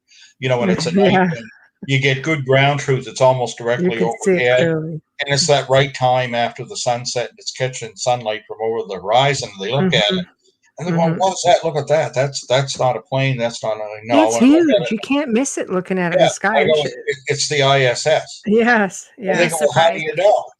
And I said, "Watch this." And he gets about 3/4 of the way across and say there's no clouds in the sky, right? Right. And all of a sudden, very quickly, it dims and disappears before it's reached the horizon. And they're going, "Look at that. What did it do? Did it go stealth? Did it disappear?" I go, "No, it entered the Earth's shadow." They're watching too much Logic. television, And Chris. they Too look much so TV. disappointed when you tell them that. It entered the Earth's shadow. Aw. And you go onto a website like heavensabove.com, and they'll predict right to the second when it's going to do that. You can look it up and verify that. Right, Yeah. right. But they're Even very NASA Live will disappointed. show it too. Yeah, Right. they're very Yeah. disappointed. Yeah. No, it's true. It's true. I mean, do people fear them? Should they fear them? Should they not fear them? There's a lot of, I mean, you look at even Stephen Hawking. No, bad idea. Bad idea. Shouldn't be. Yeah, You I know don't what want to you're going be to say. transmitting into space. You don't want to tell them you were peaceful. They're going to think we're not armed. They're going to take over. Uh, But he's not the only one. There are several like that. And then you have your yays and your nays. What are your thoughts? What are your ooh, thoughts on that? careful. I don't know No, what it's just the, No, I'm hypothetical. just I'm just Right there. saying the Yeah. emails that you're gonna get if you go up against Hawking or Yeah. Tesla. No, no, oh no. I no, mean, I've no there's problem. the pros and the Yeah. cons, and there's a Hey, lot of valid. I used to go on TV and disagree with Stanton, and people Yeah. they'll say, this is the guy. He goes on and he disagrees with Stanton, and they go, "What does Friedman say?" What's wrong with you? Nothing. Yeah. So yeah, He no, was such Stephen a kind Hawking. man. Listen, Yeah. Stephen Hawking was a brilliant physicist, right? And as Mm-hmm. far as his speculation, I think we'd all be better not to speculate about alien motivation. Mm-hmm. I don't know what it is. I mean, you know, he's in that War of the Worlds camp, and then, in our times, we all got used to the sort of Steven Spielberg version of benevolent space I think brothers. so. But I is don't that a know. mistake, do you think, or is it not? Would you Just come all this way just for whatever it is they want here? Food, palladium, salt water. I don't know. Rogan? I don't know. They would have Yeah, blown I us don't up by know. now. I you don't know. know either. I mean, if their purposes were malevolent and you're able to travel this far, I'm sure it would be easy pickets. Sure. Oh, it would I'm have not happened by seeing now, right? All I'm kidding not seeing aside. the I'm not seeing the evidence of that, right? Yet, it's like the whole abduction scenario thing. If what they say happen. These people. If Mhm. what I'm saying I believe is true, then that's a possibility, right? But I Anything's a find possibility. I mean, out of all the different species that allegedly exist out there, you're going to have your bad ones, you're going to have your better ones, your good ones, your great ones, just much again like multiple people causes imagine. for the unknowns, right? Sure, Mm-hmm. sure. If it's aliens, it's probably multiple aliens, but it's probably other things too. I think the unknowns have multiple causes. Mhm. I think all you need to do is look at all the details, the certain details that hold up, right? Right. And when people try to, they say, well, why would the aliens do that? But you can't even ask that question. Why do Mhm. we still bother dolphins and capture them and take them away? The I dolphin down know. below looking up sees a boat. It's an unidentified floating object. It comes up. Sometimes they're taken and returned, putting a tracker on them or whatever. Sometimes they're taken and never brought back. Hey, And there's we can see, stories of dolphins being abducted. Never mind. well, that's right. But that's what we're Right, doing. right We out of abduct right dolphins. out of the aquariums, gone. Well, Middle there of the you day. go. But I mean, Oh we're my abducting God. them from their world, right? Yeah, I agree. Yeah. So, you know, I don't know, if Full circle then. we can analyze like what's dangerous or not. Mm. I think there's a lot of in between. And here's what I find in the most credible cases. Something confusing. Let me tell you one story. How much time do we have? Do we have another? Oh, yeah, man. You got like Go 15, ahead. 20 minutes. Go Oh, crazy. cool. Well, you're Lots gonna of like time. this one because what I found is that when I dig into them and I track the old police cases and that Mm-hmm. ones, I did a little study where I found cases that were very pure, I would call it, ufologically. Mm-hmm. Nobody, like they weren't in the media, nobody ever went and tried to find me or go to a show. I tracked down police cases that were very pure. And when I did this in Nova Scotia, I found cases that were astounding because they didn't fit any of the slots. Mm. And this is what led me to reconsider the work of Jacques Vallée in reality transformation. I'm going to give you one really good example. You're going to like it. In fact, I found this in Stanton Friedman's basement, the police report. He gave me a box of documents I'll never forget. How God cool. bless him. Here's the thing. I went home and I read this report, and it was a one-page RCMP report from 1976, October again, that time of year. Mm. And in it, it talks about, okay, Lower Sackville is a bedroom community just outside Halifax, Dartmouth here, near that end of the Bedford Basin. And in it, a woman calls up, Mrs. Percy Webster was her name. And she calls the RCMP in the nearby Bedford detachment and says, could you send an officer to my house? There's a UFO over it. Now, this is a Sunday night near midnight. So they dispatch an officer, a young fellow, Constable Ferrand was his name. And he comes to the area, he knocks on the door, and he asks her to step out. And they look at me, he goes, actually, you have 3 UFOs over your house. This is all in the RCMP report. Then they look up. He Wow. hangs around the house for 2 hours. And she makes him coffee and brings it out. He goes to the car radio and contacts the airport, Halifax International, as it was known then, and Shearwater, the base in Dartmouth, the large naval aviation base there. They're not painting anything on radar, but he can see it. He contacts other Mountie cars in the distance, and they're seeing it from their vantage points. Okay. And what they're seeing is a lozenge sort of tubular craft in 3 sections. The middle part's like a tea strainer, and there's a green light moving. It's got a flat bottom and lights on it. There's no sound. The officer estimates they're about 500 feet over the house, hovering there. So after 2 hours, he tells her, well, I've got to leave. He said, if they get closer, you feel threatened, call us back. I'll come back. Mm. And he leaves. Wow. And at the end, he says, and he mentions 2 people, and he says, and the neighbors were also witnesses of Mr. and Mrs. Robert Bedford. And in those days, in these reports, they didn't blank anything out. There was no Privacy Act. Everybody's Mhm. phone number was still there in that. And I read this, and at the end, he says, in the opinion of the writer of this report, what I've seen was something quite unusual and could not have been an aircraft or astronomical object, because with my field glasses, I would have known the difference. Well, I thought, geez, I got to go out there someday because it had the lady's address at the time and whatever. One day when I was in the air, I just went to the door unannounced and knocked on her door, and she came in and said, oh, I'd love to talk to you. Her husband had passed on by this time because it was Oh. 94 by the time I'd found her. This case had occurred. I'm sorry, Yeah, in 76. So anyway, she basically tells me with no embellishments what's in it. Says I've been looking for years, hoping I'd see something again. Thought I did a number of times, but no, I didn't. But we know what we seen that night, and the RCMP officer seen it too, and the guys he called on the radio. Okay, that's all very interesting as far as it goes. But here's where it takes a turn. I said, well, what about your neighbors? It mentions the Bedfords, your neighbors. Oh, she said, I think they're away. She says, but it wouldn't do you any good to talk to them. I said, why not? Well, she says, I don't think they'd want to talk about it. They're very serious Christian people, and we don't much get along with the neighbors. And I said, well, thank you for the warning, but I said, in the interest of completeness, I think I'll do. She goes, well, I'm pretty sure they're away, but good luck with that. And we parted. I went next door and knocked, and there was no answer. Well, I had a phone number in the Mountie report, so I kept calling the number, for the next few weeks. And eventually somebody did answer the phone. A gentleman answered one day, and I asked, is this Mr. Robert Bedford? Yes, he says. And I told him who I was and why I was calling him. I said, your name appeared in a UFO report. I'd like to discuss some details of your sighting if you'd be willing. And he says, a what? I said, a UFO report.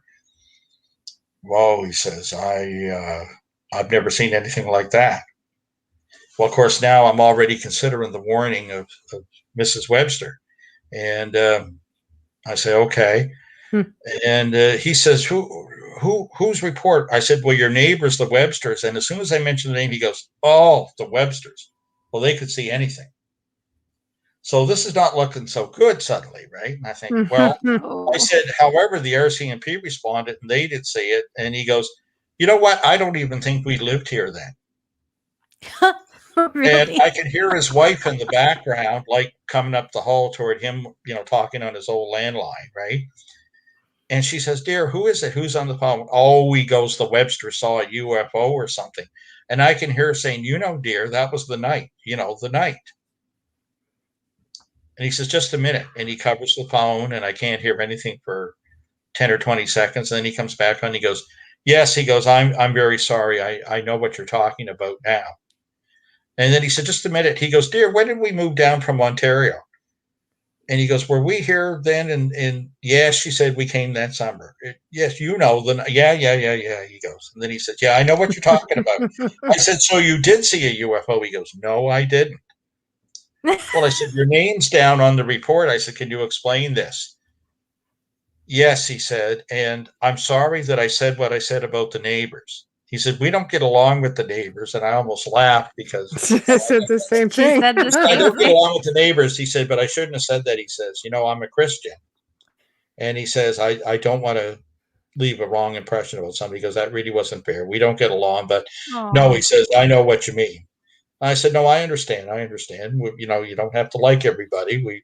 He said, no, but we have to love them. That's part of my faith. I said, well, I'm not a person of faith, but I respect that with no end, So then I said, so why is your name here? Well, he says, I'm not very proud of this. He says, but I know the night you're talking about. He goes, and me and the wife are hiding under the bed. Okay. I said, can you tell me a little more? Well, he said, there was this awful noise. Now, the Mountie and the other family are standing on the front lawn. They're not hearing anything. This house is right next door. You could chuck a pebble underhand and hit it. Mm-hmm. And he's saying the whole house was shuddering and the noise, it was the most ungodly roar. He said, listen, I'm a naval architect and I fly in Sea Kings and Labradors all the time. I didn't know what it was, but I knew it was low over the house and I didn't want to know what it was. I knew it wasn't good. And I said, really? Ironically, he turned out to be one of the fellows that designed the building at the Shelburne base, by the way, Canada's most secret base that ties in with Shag Harbour. That came out later. But anyway, so I said, but the house is shaking. I said, the Websters and the RCMP officer, he doesn't hear anything. He goes, well, I don't know. I said, well, how did you come to communicate or meet with him then? Well, he said, that's the strangest part of the whole thing. He says, this roar was going on. We just hoped it would stop. And suddenly it just stopped like he'd flipped a switch. And when it did, I could hear this knocking at the door. So I went downstairs and it was the RCMP officer. He wanted me to come out in the front lawn. And I just looked past him. I saw the Websters out there. He said, so I wouldn't come out. Oh. And I told him about what they had experienced, and I said, "Well, what do you think that was?" He says, "I don't know." He says, "I don't want to know." Now, none of these people ever went to the press. None of them went to a radio station. None of them looked me up or what. I found this story through a police report. Yeah. But when I went and found the other witnesses, both who were reluctant, both of these people, none who trusted each other, this is the story they told. What was that? That's wow. And I found other cases like this in Nova Scotia. And to me, this is way more fascinating than some of the ones that you can easily pigeonhole and say, oh, abduction, landing case, what is that? Because I have no doubt that that's what these people saw and experienced in the same place at the same time. And how many more like them are out there? Totally different. Well, I believe that the reality transformation thing accounts for this because, to my mind, Jacques Vallée called it that. I call it controlled witness perception. Somehow, something in this phenomena, whether it's alien or whatever, is able to go in and actually control the perception.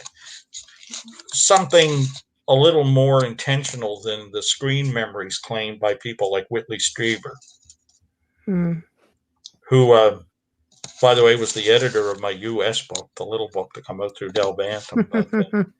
But I mean, and stories like this, I've included in the last Canadian book I have up here. It's available on Amazon called Impact to Contact. There's a shameless plug. But in that, you'll find these kind of stories, and you don't find them in most places. They're very different. And this is the great stuff you find when you get out of the armchair and you start knocking on doors and you get out there. You think about this. If we had only communicated by email, I wouldn't have heard his wife in the hallway. No. That's true. No. If I hadn't gone and knocked on Webster's door, you get the point. The more intimate the communication, the more information you will discern. The more a lot of that is gone too. Everything is digital now. People don't answer their doors now. It's different. Well, they might up your neck of the woods. Not here. Not here. Yeah. Well, they do here, but this is the value of when you can do a face-to-face interview, and that's why it was so lucky that I found people like Squadron Leader William Bain that ran the air desk in Ottawa, that I found, people like the eyewitnesses, that were able to give you those hard details that raised us to the case of an extraterrestrial crash, or the case like the Webster case, as I refer to it, where I think that's how things like these RT cases play out. You know what I mean? And I find these cases where you don't know what's coming next. Just, I'll tell you, when that was recounted to me, I mean, the hair stands up on your neck, and because there's no reason, there's no motivation for these people, not simply to lie, but to even embellish the details. Well, they haven't gone public with the information. No, this has happened. There's nothing in it for them. That's right. They didn't know I was coming along. They were reluctant to give it out, but when they tell you, it's fascinating. And often I find these cases, and then you'll find when you go back, because the RCMP reports, it's just raw data. They just put it down, write what you see, write what you're told. Right. And when you go in and you go through these cold cases, and we're so lucky here in Canada, these RCMP files that are largely available through our National Archive system, it's something that I've been able to exploit. In the U.S., often law enforcement in a little community, would be a sheriff or whatever. But the RCMP is one of the few police forces in the world that it operates as a national police force, as a provincial police force, and as local police forces. But they have a lot of training and a high standard. They don't do anything. You can't fill up the gas tank without filling out a piece of paper. You can't decide, well, I'm not going to write this up. It doesn't work that way. And it's a legacy that I've been able to exploit on some of these Canadian cases, and in fact, like their policy about what happens if something crashed from space that we didn't know what it was, and how I get that released, that gets a chapter in that last Canadian book I had come out, Impact to Contact. And ironically, this was so funny. The Mountie was so embarrassed because when they finally released it to me, get this. I requested, remember I mentioned earlier, it was called the Space Object Contingency Space Object Contingency Plan. He said, don't read too much into this, but there's an alternative title on the cover page. He says, it's unfortunate. And I kept saying, well, what is it? He goes, it's called the Master Plan. Oh, master And this plan. shows our working relationship with the U.S. on what happens. And we do see there is such a thing. And another example of how it played out in a practical way is back in the 70s, a Soviet nuclear satellite crashed in the far north, and Canadian and U.S. forces had to work together to retrieve all the debris and whatever. Mm-hmm. And all that was laid out in the same thing, because it's not just about UFOs, but satellites, space junk, whatever, a meteorite, anything that falls from space that's a hazard. These are the rules, and like if it happens in Canada, the RCMP, once they get there, they're in charge. If U.S. officials get there, once Canadian Armed Forces get there, if it's on Canadian soil, they're the lead agency. All the rules are spelled out, how far to keep people downwind, if there's radiation, what to do. It was an amazing thing. And, that's a chapter in my book and that. But like I say, it's a different system here. It's not totally different than the U.S. We have problems with it too. But it's much more open. There's a clear set of rules, and I've been able to exploit them. And I like that. I've been able to exploit them. For all you 2 million people who are listening. Well, I exploit the rules. No, I like that. It makes you badass. No, but I mean, it's our tax dollars at work. If it's there, if you preserve it, why can't I see it? Right. No, I agree with you. I agree with you completely. I'm glad that there are people such as yourself that go out there and dig, because there's so many stories that are you just will not ever hear. And just like the one you mentioned, it's interesting. I find it interesting that you have two houses side by side, and one house isn't experiencing anything and one house is experiencing something completely different. Yeah. Exactly. And yet it's a stone throw away. It's just fascinating to me. Yeah. Well, I believe there's two types of reality transformation. There's the ones where everybody perceives it the same, and there's the one where the witness is being controlled to see something different, for reasons unknown, right? I think it's just a step beyond what Whitley Strieber speculated about, like in books like Communion, where he said, sometimes somebody might have a memory of running into a herd of deer where they shouldn't, the large eyes, and this is a screen memory placed to hide the abduction experience or whatever. Well, maybe that's it. Maybe it's a different reason, but here's the cool part when you think about it. When you have two people experience something in the same place at the same time, totally different, to me, it's self-evident. It's a proof in itself that you're dealing with something otherworldly, something unconventional here. You know what I mean? It's not mass hysteria. It's not everybody seeing it the same. So when that happens, the cool thing about that is this is its own proof. I find those cases very exciting. Oh, absolutely. I'd love to know more. I think maybe we should bring you back sometime just with other stories that you have maybe. Oh, that's possible. I was a busy guy in the 90s, let me tell you. Yeah, I guess so. I can't wait. But that makes us very grateful. So before we go, tell everybody where to find you, what you've got coming up, anything you want to plug, website, anything like that. Events. Well, there's nothing too imminent because, like right here, we're all dealing with COVID, and the rules here in Canada, particularly in this little province, have been very strict. Right. And in fact, we were going to have a big conference down in Yarmouth near Shag Harbour, a UFO expo, and we had a number of U.S. researchers coming, Nick Pope, Debbie Ziegelmeyer, and others, right? And that's going to be delayed, unfortunately, till October 2022 because we can't guarantee the border would be open. We probably couldn't even bring in the talent, let alone tickets. But there's a great website that will track that, what it's going to be. Luckily, all our speakers have recommitted to appear in October 2022. Shag Harbour UFOexpo.com is the website, and it'll have all the story details. Anybody that wants to know about Shag Harbour or other cases I've investigated that you probably have never heard about or never heard anything like them, my most recent book is Impact to Contact. It's available through Amazon. They want a bit too much for it, the deal I had with the other co-author, but it's unique. You'll hear the kind of stories I told here and more. And absolutely. Yeah.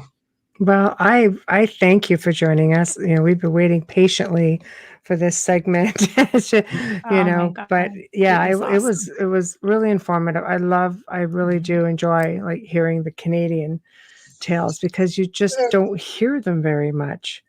I grew up north with tons of sightings. It wasn't uncommon to sit around with friends around a campfire and share those exact kind of stories. It's just like, but the native perspective can be very interesting too. Oh, yes. The native perspective and their stories. Yeah. Yes. Absolutely. So you see, I'm going to be in touch with you on that. And I think I'd like to do this again if you're willing. I'd be willing. Thank you. Go down the road, Yay. I love your perspective. I love your perspective. I love your methodology. I love all of it. You're just so incredible. Thank you. Well, next time we'll have to talk about some of the dirty tricks I've learned. We're definitely going to do that. Leaving your suitcase behind with the tape recorder running and it, you get out the door and then, I forgot it. And you come back and you hear what they said after the door closed. See, that's crafty. That's very Maxwell Smart. I'm aging myself. There we go. You find a department, you send in 50 requests to every staffer that works there. One person doesn't check with higher authority. 49 people say no, and you get one yes. And I only need always. That's all it takes. Well, Chris, persistence pays off. It's been a pleasure, ladies. Thank you. It absolutely was a pleasure for us also. And I will be in touch. And the only way you get out of this studio is if you click that little leave studio button there. No, a lot of people will sit there and go, how do I get out of here? So now I'm just letting you know, it's a little button at the bottom that says leave studio. Oh, yeah, the red one. Yeah, otherwise you're stuck with us for the night. That's it. Thank you for the heads up on that. Yeah, I'm not that I know. I got to start including it in the emails. Heads up. I probably left it till morning to solve. Yeah, come back. Find you sitting here. That's all right. Thank you. All right. Thank you, Chris. Thank you, Chris. Thank you very much. Thank you. Chris. Good night. Bye-bye. Amelia. Good night, Chris. Thank you.